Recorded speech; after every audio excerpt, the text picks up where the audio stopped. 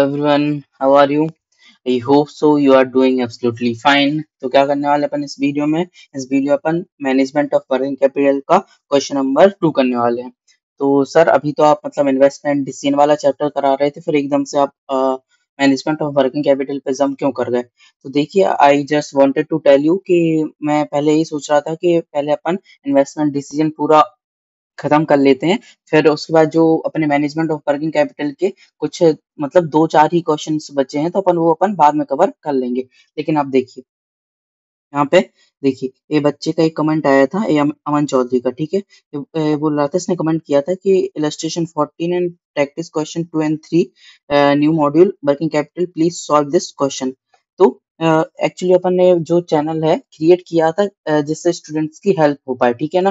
तो मैं मतलब मैंने इस कमेंट को पढ़ने के बाद सोचा कि ठीक है, अगर ये बोल रहा है ना कि अपन को इसको इलस्ट्रेशन 14 और क्वेश्चन 2 और 3 करा दें, तो अपन पहले से अपन ये वाले क्वेश्चन सॉल्व करा देते हैं, बाद में अपन कंटिन्यू करेंगे, क्योंकि अभी इन्वेस्टमेंट डिसीजन में तो टाइम लग जाएगा। तो अपन एक काम करते हैं, इसके लिए पहले अपन इलस्ट्रेशन 14 तो मैंने पहले ही एक दिन पहले ही सॉल्व करा दिया है कल, और आज अपन 2 कर ले रहे हैं, फिर नेक्स्ट वीडियो अपन 3 सॉल्व कर लेंगे, ठीक है?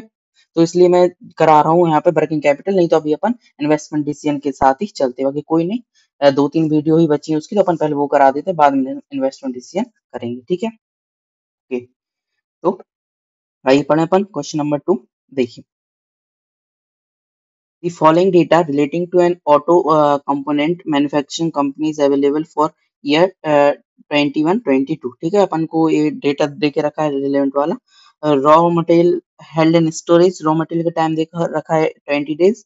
रिसीवेबल कलेक्शन पीरियड अपन को 30 डेज दे के रखा है। कन्वर्जन प्रोसेस 10 डेज दे के रखा है। कन्वर्जन प्रोसेस मतलब WIP एक तरीके से, ठीक है? रॉ मटेरियल इसमें 100% लगता है, और अपनी अदर कॉस्ट कितनी 50% लगती है, 50% यहाँ पे लग पाती है। Finished goods storage period 45 days, credit period from supplier 60 days, advance payment to supplier 5 days, और total कैश ऑपरेटिंग एक्सपेंसेस पर एनम अपन कितने देके रखे हैं 800 लैक्स यहाँ पे देके रखे हैं। 75% of total cash operating are for raw material. क्या क्या कह रहे हैं इसमें से?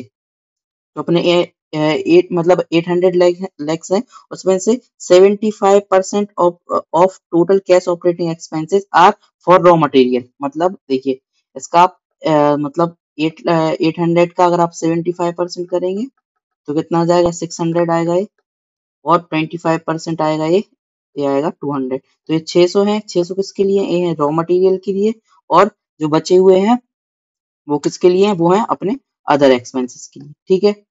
आगे आपको इतनी बात समझ में क्या क्या कैलकुलेट करना? You are required to each item of current asset and current liability, and second में the current capital requirement if the company want to maintain a cash balance of 10 lakhs at all time. अपन को working capital requirement निकालनी है, तो अपन ठीक है, पहले अपन current asset निकाल देते, फिर करंट लाइबिलिटी निकाल देंगे, फिर वर्किंग कैपिटल तो अपना अल्टीमेटली फिर आ ही जाएगा, ठीक है? तो उतना आगे ना आपको समझ में, और बाकी अपन क्वेश्चन करेंगे तो अपना पूरा क्रिस्टल क्लियर यहाँ पे हो जाएगा, ठीक है? आपको एक बात याद रखनी है कि मतलब ये बात यहाँ पे याद रखनी है कि 75% अपन को रॉ मटेरियल में लगेगा, मतलब जब अपन रॉ मटेरियल हेल्ड निकालेंगे, और जब WIP निकालेंगे तो WIP निकालेंगे तो अपन रॉ मटेरियल के लिए लेंगे कितना? 600, और 200 अपन लेंगे अदर कॉस्ट के लिए, और फिनिश गुड्स में तो अपना पूरा ही लगना है, रॉ मटेरियल भी लगना है और अपना अदर एक्सपेंसेस लगना है, तो इसमें अपन पूरा 800 ही लेंगे।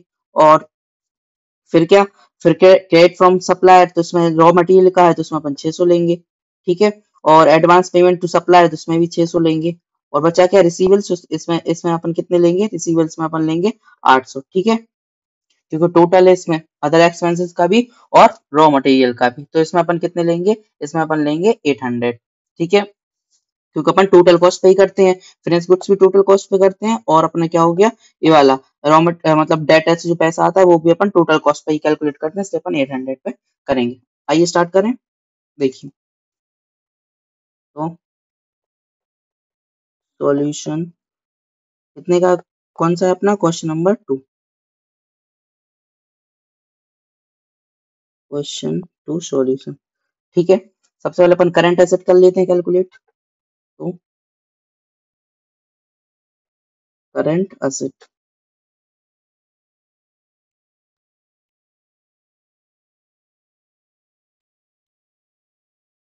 ठीक है। तो करंट एसेट में सबसे पहले क्या आएगा, सबसे पहले आएगा अपना रॉ मटेरियल। ठीक है, तो रॉ मटेरियल होल्डिंग निकालेंगे सबसे पहले अपन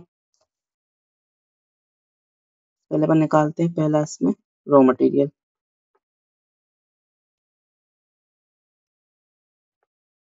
ठीक है, तो रॉ मटेरियल कितना लेना है अपन को, देखिए रॉ मटेरियल को लेना है अपन को, इसमें से अपन इसमें लिख लेते हैं रॉ मटेरियल 800 था, और 800 का कितना 75%, तो 75% कितना हो गया 600, तो अपन को 600 लेना है। तो 600, और यहाँ पे कितना था 360 डेज थे, और अपन को निकालना कितने डेज का था, या उनको 20 डेज का, तो इंटू 20 करिए कैलकुलेट। 600 डिवाइड बाई 360 इंटू 20, तो अपना कितना आ गया 33.33, ये लैक्स में पेमेंट। ठीक है, दूसरा दूसरा अपन को डब्ल्यू आई पी मतलब वर्क इन प्रोग्रेस, तो इसमें दो चीजें देखिए, ये बोला है ना, यहाँ पे देखिए कन्वर्जन प्रोसेस में रॉ मटेरियल और अदर कॉस्ट है, तो रॉ मटेरियल अपन को 100% लेना है, और अदर कॉस्ट अपन को 50% लेनी है। तो रॉ मटेरियल 600, और ये अपन को लेना है कितना 100%, और कितने डेज का दे के रखा है अपन को, ये अपन को दे के रखा है 10 डेज का।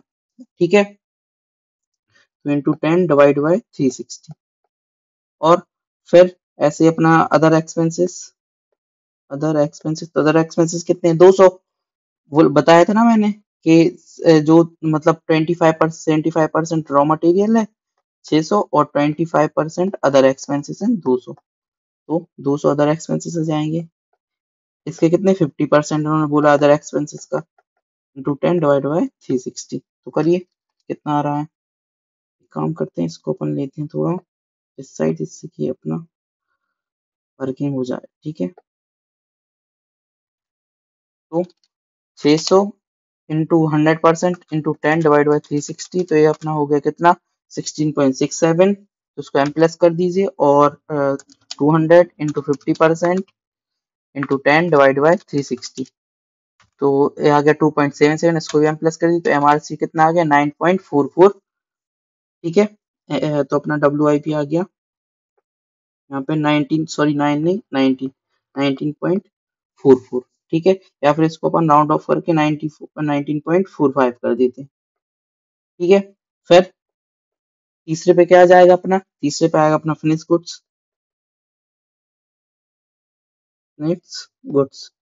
तो फिनिश गुड्स तो अपना किस पे निकलता है, टोटल कॉस्ट पे। टोटल कॉस्ट कितनी है अपनी, टोटल कॉस्ट है 800, इंटू कितने डेज दे के रखे हैं इसके लिए 45 डेज, तो डिवाइड बाय 360 इंटू 45, कितना आ रहा है 800 into 45 divide by 800 into 45 divide by 360, तो अपन को कितना आ रहा है 100।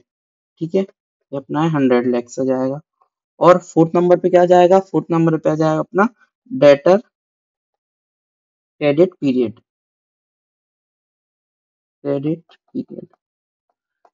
ठीक है, तो डेटर भी किस पे निकलते हैं, टोटल कॉस्ट पे, तो इनटू डेटर का कितना है, डेटर का यहाँ पे इन्होंने बोल के रखा है अपन को 30 डेज, तो इसका अपन 30 डेज डिवाइड बाय 360, इसका निकालिए 800 इंटू 30 डिवाइड बाय 360, तो आ गया अपना 16.67। ठीक है ना, मतलब सॉरी 66.67, 66.67, इसको यहाँ से अपन हटा देते हैं अभी, तो इससे सब क्लियर देखे थोड़ा। ठीक है, तो डेटर भी हो गया अपन को, और अब कौन सा था, अब यहाँ पे एक चीज और बोली थी कि देखिए एडवांस पेमेंट टू सप्लाई, तो ये भी अपनी क्या हो गया, ये भी अपनी करंट एसेट हुई, तो कितना है 5 डेज है, तो एडवांस पेमेंट ऑफ सप्लायर। ठीक है, तो कितना दे के रखा था अपन को, एडवांस पेमेंट कितने पे लिख लेगा, मतलब ये अपने सप्लायर को पेमेंट किया होगा, तो सप्लायर ने अपन को मतलब रॉ मटेरियल दिया होगा, तो रॉ मटेरियल कितना बोला था इनने 75%, तो मतलब 600 रुपये, मतलब 600 लाख रुपए, तो डिवाइड बाई 360 इंटू 5 डेज का बोला था, तो 600 डिवाइड बाई 360 इंटू 5, तो कितना आ गया, ये आ गया 8.33। अब एक चीज और बची थी, सिर्फ एक चीज उन्होंने क्या अपन को बस इतना, मतलब कैश में तो इतना ही है, मतलब करंट एसेट में थी। बस एक चीज और बोली थी इन्होंने यहाँ पे कि अपन को कैश बैलेंस मेंटेन करके रखना है, कितने का, 10 का। तो ये भी अपनी क्या आ जाएगी, ये भी अपने आ जाएगा करंट एसेट में, cash balance. Cash balance maintain करके रखना है अपन को 10 लाख का, ये भी लैक्स में, ठीक है। तो अपनी करंट एसेट में इतनी ही थी। अब अब क्या आ जाएगी अपनी करंट लायबिलिटी। करंट लायबिलिटी, ठीक है। तो करंट लायबिलिटी में क्या क्या है, करंट लायबिलिटी अपनी ज्यादा चीज नहीं है, सिर्फ एक ही चीज है यहाँ पे, ठीक है। कौन सी चीज है कि जो अपन ने क्रेडिटर को यहाँ पे पेमेंट करा था ना, देखिए जो अपन ने क्रेडिट पीरियड फ्रॉम सप्लायर, मतलब जो अपन को सप्लायर ने अपन को पीरियड दे के रखा है, उसको बोलते हैं क्रेडिट पीरियड। मतलब जैसे अपन सामान खरीद के लाए, जिससे खरीद के लाए उसको क्रेडिटर बोलेंगे, और जो उसने अपन को टाइम दिया तो उसको अपन बोलेंगे कि क्रेडिट पीरियड फ्रॉम सप्लायर। तो हो जाएगा अपना एडिटर। तो ये कितने के लिए हो जाएगा, ए भी 600 के लिए, क्योंकि रॉ मटेरियल लेके आएंगे। वाइट 360 इंटू 60, तो कितना हो जाएगा ये, 600 डिवाइड बाय 360 इंटू 60, तो ये अपना हो जाएगा यहाँ पे 100। ठीक है, तो अपन ने यहाँ पे करंट एसेट और यहाँ पे और क्या निकाल लिया, यहाँ पे करंट लायबिलिटी निकाल ली है। ठीक है, अब अपन को क्या करना है, वर्किंग कैपिटल निकालनी है। तो कुछ नहीं, अपन ने सारी तो अब क्या करा, अपन ने सारी वैल्यू निकाली, इसे पुट करना है। तो calculation of calculation of working capital requirement आ जाएगा पर्टिकुलर, और यहाँ पे आ जाएगा अपना अमाउंट। ठीक है, तो वो सेम रहने वाली है, सिर्फ माइनस करना है अपन को। तो एक काम करेंगे अपन, इसको अपन डायरेक्ट यहाँ से उठा के और यहाँ अपन रख देंगे। ठीक है, आप लोग लिख लेना। मेरा क्या है, हो सकता है तो मैं क्या करता हूँ उसको, क्योंकि एग्जाम पास तो आपको करना है, तो आप इसको प्रैक्टिस करना है यहाँ पे। ठीक है, ठीक है, तो अपन ने यहाँ पे कर दिया ये पेस्ट। अपन थोड़ा कर देते हैं सिस्टमेटिक, हो जाएगा ये थोड़ा सिस्टमेटिक। ठीक है, करंट एसेट हो गया। एक काम करते हैं, इसकी अपन वैल्यू उठा के यहाँ रख देते हैं। ठीक है, मतलब सिस्टमेटिक तरीके से पूरा कर देते हैं। ठीक है, ये आ गया अपना। और अपन क्या करेंगे, करंट लायबिलिटी को अपन लिख देंगे, करंट लायबिलिटी।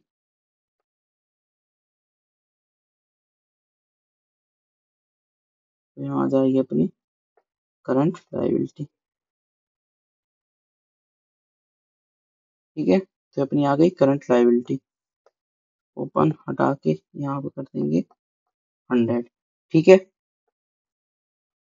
ठीक है। अब देखिए, अब क्या करना है, करंट एसेट का आप वो कर लीजिए, तो टोटल हो जाएगा यहाँ पे, टोटल करंट एसेट, इसको नाम दे देंगे अपन ए। ठीक है, करिए, काउंट करिए कितना हो रहा है। तो 33.33, 19.45 प्लस 100 प्लस 66.67 प्लस 8.33 प्लस 10, तो ये हो रहा है अपना 237.78, टू 237.68। और करंट लायबिलिटी टोटल कितनी हो रही है, टोटल करंट लायबिलिटी, इसको अपन भी दे देंगे, तो ये अपनी 100 ही।